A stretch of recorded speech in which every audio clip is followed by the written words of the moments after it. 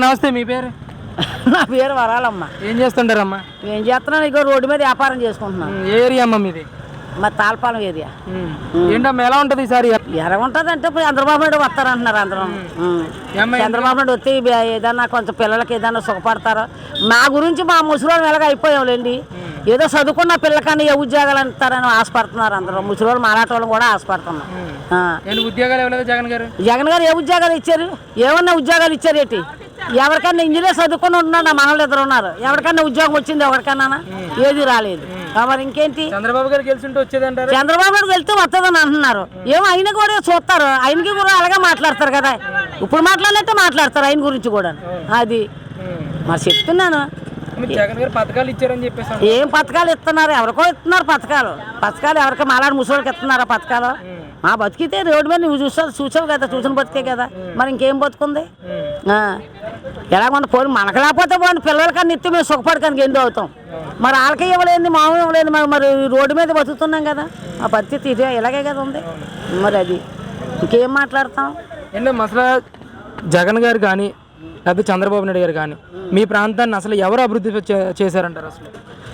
అసలు జగన్ గారి పరిపాలనలో ఉంది కదా, జగన్ గారే చేస్తున్నారు. మరి ఇప్పుడు పరిపాలన ఎవరికి వస్తుందో వాళ్ళు చేస్తారు, అంతే కదా. ఎవరి పరిపాలన సుఖపడితేనే కదా బాబు. అతను వాళ్ళు సుఖపడ్డామని అందరూ అనుకుంటారు. మరి సుఖం లేని దానికి ఏంటి చెప్పు? ఎలా అనిపించింది రేట్లు? అసలు ఈరోజు ఎలా ఉన్నాయి రేట్లు? ఎలా ఉన్నాయి? ఏ రేట్లు? 1200 మీద 3000 అమ్మింది. 3000లోపు 2000లోకి వచ్చింది. ఇంకా ఈ పక్క నుంచి పరిస్థితి ఎలా ఉంటుంది ఎవరు చెప్పరు. కంపెనీలు అన్నీ మూయించాడు ఈ బాబు వచ్చి. ఏ కంపెనీలోనే ఎవరైనా పని చేసుకొని బతుకుతున్నారని ఏ కంపెనీ అన్నారు? ఈరోజు అయిందే అవలేదు.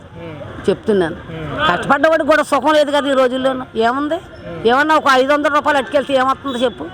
అన్ని ధరలు పెంచేసాడు జగన్ బాబు వచ్చి. కరెంటు బిల్లు అంటే పిల్లలు కడతారు, మనం నేను కట్టను కాబట్టి. ఎలాగని నిన్నాళ్ళ మీద అన్ని రెస్ట్లోనే ఉన్నాయి కదా. ఏదైనా మరి ఏముంది చెప్పు. చంద్రబాబు గెలిస్తే 4000 పెన్షన్, 3 గ్యాస్ సిలిండర్లు, బస్సు ఫ్రీ అన్నీ ఇస్తానంటున్నారు. చేస్తారు అసలు వస్తే? చేస్తా. చెయ్యిపోతే ఆయన్ని ఇలాగే మాట్లాడతారు, అంతే కదమ్మా. నువ్వు ఇప్పుడు చెయ్యిపోతే ఈయన మాట్లాడినట్టు ఆయన్ని కూడా మాట్లాడతారు. అది చంద్రబాబు గారు రావాలంటారు. ఖచ్చితంగా రావాలని అందరూ కోరుకుంటున్నారు. పెడతామని చూస్తున్నారు కదా అందరూ. పెడతామంటే భయం, కొడతామంటే ఇది చెప్పుందన్నమాట.